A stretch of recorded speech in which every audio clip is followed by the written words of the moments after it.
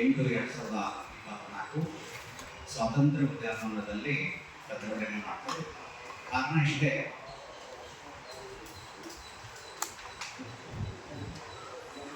ಈ ವಚನ ದರ್ಶನ ಅಂತಕ್ಕಂಥ ಒಂದು ಪುಸ್ತಕವನ್ನ ಸನ್ಮಾನ್ಯರು ಮೂಲಭೂತವಾದಿಗಳು ಇವರು ಇದನ್ನ ಬಿಡುಗಡೆ ಮಾಡ್ತಾರೆ. ಈ ಪುಸ್ತಕದ ಮೊದಲನೆಯ ಪುಟವನ್ನ ತೋರಿಸ್ತಾ ಇದ್ದೀನಿ.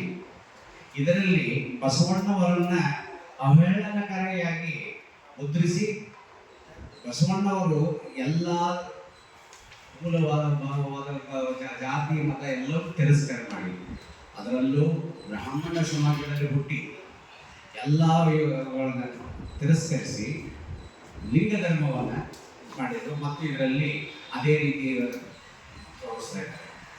ಇದು ಮೊದಲನೇ ಮುಖಪುಟದಲ್ಲಿ. ಇನ್ನು ಹೆಚ್ಚಿನ ವಿಷಯಗಳನ್ನ ನಮ್ಮ ಈಗ ಅದಕ್ಕಿಂತ ಮೊದಲು ಇಲ್ಲಿರ್ತಕ್ಕಂಥ ಎಲ್ಲ ನನ್ನ ಸಂಘಟನೆ ಮಿತ್ರರನ್ನ ಪರಿಚಯ ಮಾಡಿಕೊಡ್ತಾ ಇದ್ದೀನಿ. ಓಂಕಾರ ಚಂಡಿ ವಿಶ್ವಗುರು ಬಸವಣ್ಣ ಅವರ ಮನೆಯವರ ಒಕ್ಕೂಟದ ಅಧ್ಯಕ್ಷರು, ಶ್ರೀ ಶಿವಕುಮಾರ್ ಜೆಎಲ್ಎಂನಲ್ಲಿ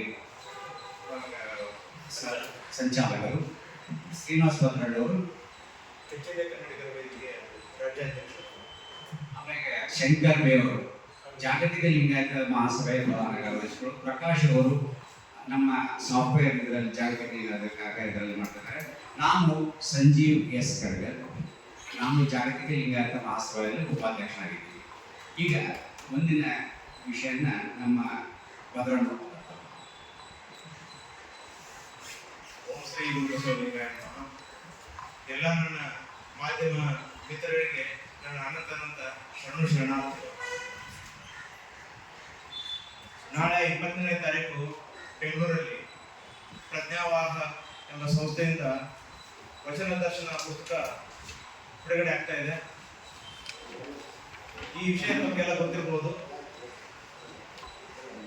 ಈ ಪುಸ್ತಕ ನಮಗೆ ಅಪಮಾನ ಮಾಡುವಂತ ರೀತಿಯಲ್ಲಿ ಬಸವಣ್ಣನವರ ತತ್ವಗಳನ್ನೆಲ್ಲ ತಿರುಚಿ ತಿದ್ದಿ ಅಪಮಾನಕರವಾಗಿ ಅದನ್ನ ಮುದ್ರಣಗೊಳಿಸಿ ಎಲ್ಲ ಬಿಡುಗಡೆ ಮಾಡ್ತಾ ಇದ್ದಾರೆ.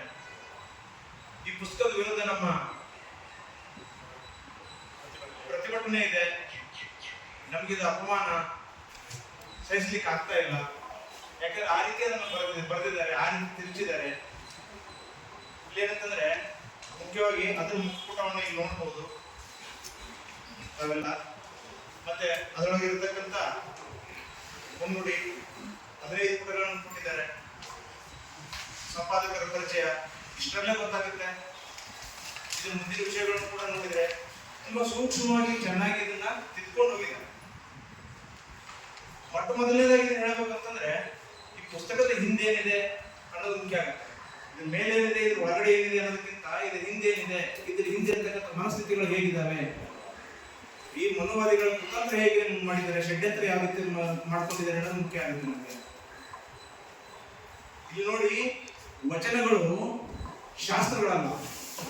ವಚನಗಳನ್ನ ಶಾಸ್ತ್ರಗಳಂತ ಕರೀತಾರೆ. ವಚನ ಶಾಸ್ತ್ರ ಆಗಲ್ಲ. ವಚನಗಳು ಅನುಭವಗಳು, ಅನುಭವ ಸಾಹಿತ್ಯ. ಇದನ್ನು ಮತ್ತೆ ಅವರು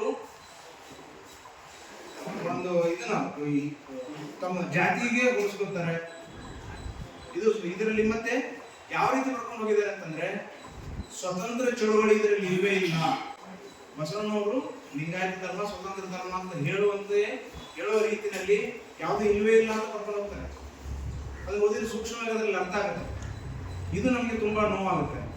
ಅದು ಅಲ್ಲದೆ ಇದು ಯಾಕೆ ಬೇಕಿತ್ತು? ವಚನ ಸಾಹಿತ್ಯ ಇದು ದಲಿತ ಸಾಹಿತ್ಯ, ಹೌದಾ? ಇದು ಸ್ವತಂತ್ರವಾಗಿ ಬರೆದಿರ್ತಕ್ಕಂಥದ್ದು. ಇದರಲ್ಲಿ ಬಂದುಬಿಟ್ಟು ಈ ಮನೋವಾದಿಗಳು ಇದಕ್ಕೆ ಯಾಕೆ ಕೈ ಹಾಕ್ತಾ ಇದ್ದಾರೆ? ಇದರ ಅವಶ್ಯಕತೆ ಏನಿದೆ? ಈಗಾಗಲೇ ಕನ್ನಡ ಮತ್ತು ಸಂಸ್ಕೃತಿ ಇಲಾಖೆ ಸರ್ಕಾರದ ಕಡೆಯಿಂದ ತುಂಬಾ ಚೆನ್ನಾಗಿ ವಚನಗಳ ಸಂಖ್ಯೆಗಳನ್ನು ಕೊಟ್ಟು ಅಚ್ಚುಕಟ್ಟಾಗಿ ಅದನ್ನು ಬಿಡುಗಡೆ ಮಾಡಿದ್ದಾರೆ. ಅದನ್ನು ಪ್ರಚಾರ ಮಾಡಲಿ, ಯಾರು ಬೇಡ ಅಂದ್ರು. ಇವು ಮತ್ತೆ ವಿಶೇಷವಾಗಿ ಈ ರೀತಿ ತೀರಿಸಿಕೊಳ್ಳುವಂಥದ್ದು ಏನಿದೆ, ಇದು ನೋಡಿ ತುಂಬಾ ಅಪಮಾನಕರವಾಗಿ ಮುಖಪುಟದಲ್ಲಿ ಮಾಡಿದ್ದಾರೆ. ಈ ತಲೆ ಮೇಲೆಲ್ಲ ಹೋಗೋದಿದೆಯಲ್ಲ, ಇದೇನಿದು ಬೆಂಕಿ ಹೋಗೋದು, ಇದೆಲ್ಲ ವಾಮಾಚಾರಕ್ಕೆ ಬಳಸುವ ರೀತಿಯಲ್ಲಿ ಹಿಂಗಡೆ ಎಲ್ಲ ಬರೆದಿದ್ದಾರೆ. ತಲೆ ಮೇಲೆ ತುರುಕು ಬರೆದಿದ್ದಾರೆ. ವಚನಗಳಲ್ಲಿ ಸ್ಪಷ್ಟವಾಗಿ ಉಲ್ಲೇಖ ಆಗಿದೆ. ಏನಂತಂದ್ರೆ, ತುರುಬು ಜಟಾಧಾರಿಗಳು ಶರಣರಲ್ಲ. ಶರಣರು ಯಾರು? ಜಟ